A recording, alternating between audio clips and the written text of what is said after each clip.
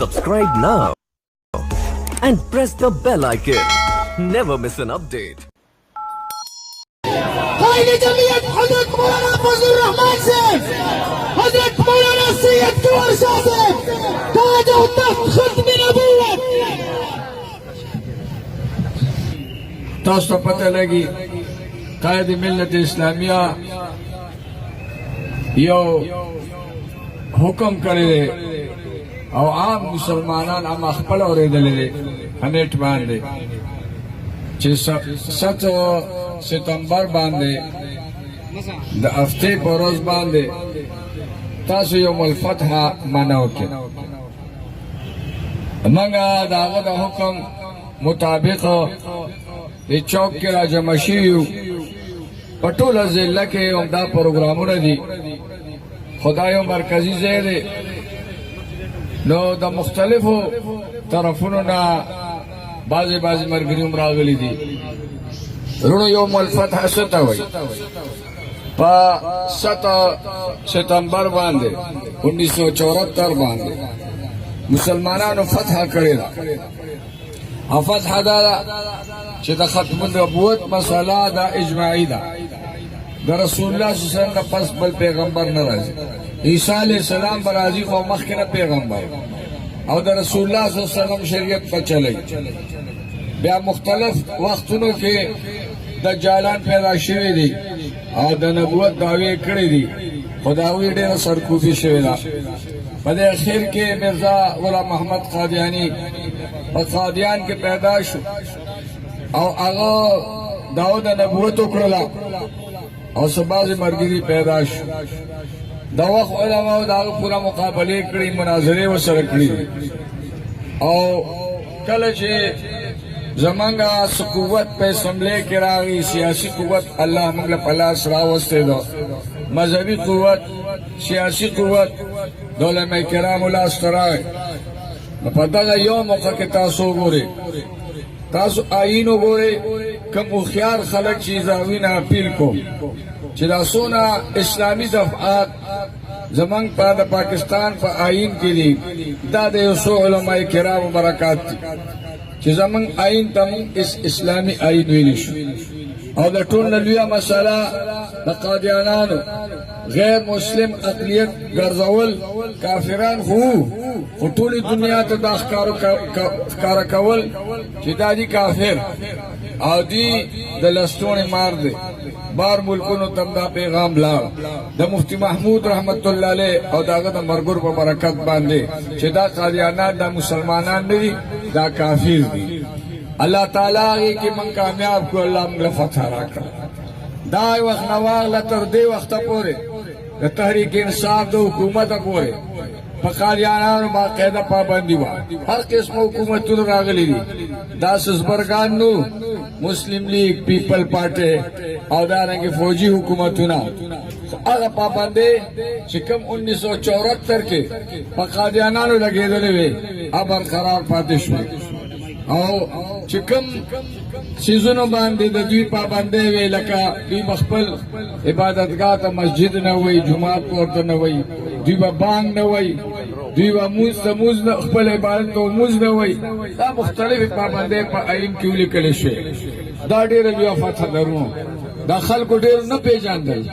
ځکه دوی ګورې کلمه هم وایي په دروغه باندې، تلاوت هم کوي. زما بعضې کسانو سره په دې کې بحث هم شوی دی، ملګرو ته پته لګي. غټ قادیانې به وي زه دا کوم ما به مرزا غلام محمد قادیاني ته څه وایي، نو چپ پشت. دا د دوی د کفر نښه. بهرحال تېرې خبرې دي، اوس دوی معلوم دي. الحمدلله په 400 کې شته نه، که چېرته پټ یو منافق یې ځان له خبره ده ښکاره کېدی نه شي. دا د دغې علماو د دې پټکو خاوندانو د جمعیت علماء اسلام برکات وو. نو وروڼو چې دا حکومت راغی، لاول د هغوی نه پابندۍ اوچتې کړې شوې. دوی ته په اسلام آباد کې د یو سنټر اجازت وشو. کرتاپور دا یو عجیبه راهداري ده، دوی وایي دا موږ سیکهان دپاره کوو. تاسو وګورئ د دې نه مخکې چې کله دا عمران دا خبره کوله دې نه مخکې مولانا فضل الرحمان صاحب وی قادیانان له لاره جوړی، د هندوستان قادیانان او د پاکستان قادیانان دا با یو سره یو قوت پیدا کیږي تاسو دې ته نظر وکړئ چې دې وخت کې هندوستان سره زموږ دشمنی را د جنگ په کناره باندې ولاړو او بیا هم دا کرتاپور مبارک مذاکرات کیږي تاسو د دې نه عبرت واخلئ چې دوی څومره د قادیانانو حمایت کوي مې عاطف راوستېدو خدا قوم چې کله یو کار پسې راپاسي الله یې کې کامیابی علماء جمعیت العلماء اسلام مذهبي جماعتونو راپورته شو او هغه مې عاطف په اوس غلو دا بیا د ټینګ مليونو زه خبره کوم 25 ستمبر باندې زمنګ جغرافي سرحدات الله پاک محفوظ کړو پرونه ورځ موږ داګه مهامیان یو موږ د فوج حمایت کوو د خپل ملک د حفاظت لپاره فوج سره موږ وګه ولاړ یو خو نن هغه ورځ ده چې د اسلامي سرحداتو تحفظ دا موږ غواړو او انشاءالله العزیز دا شعر په 7 ستمبر باندې په 1974 کې او دا موږ باقي ساتل غواړو خپل مسلمانان ویخول غواړو چې پام کوي د دې حکومت نور بعض اراده کوي موږ تاسو په وخت پیو کچره دوی د ختم نبوت په مسلې ته ګوت ورولې یا بل اسلامي ځخې خلاف نو دا بچي په هغه باندې ځان قرباني کوي ته دې ته تیار یې کنه دا مختلفې جلسې دی ووري چې دا مسلمانان په پرازم د خپل اسلام د حفاظت لپاره څنګه چې فوج د سرحداتو د حفاظت لپاره دا ولاړ دي او موږ ورسره یو موږ فوج دا مطالبه کوو چې زموږ د اسلامي دفعات موږ به دنه مخکې یو او ستاسو لاس په کار چې په موږ باندې ځکه دا ملک د اسلام په نوم باندې مارز وجود ته راغلی دی او دې کې به د اسلام تحفظ انشاءالله العزیز ستاسو غوندې خرڅري کوي او د هرې قربانۍ نه به تېري ټیک ده که نه 1953 کې 10,000 کسانو جانبازانو قرباني ورکړه د ختم نبوت په نوم باندې او د هغې اثرات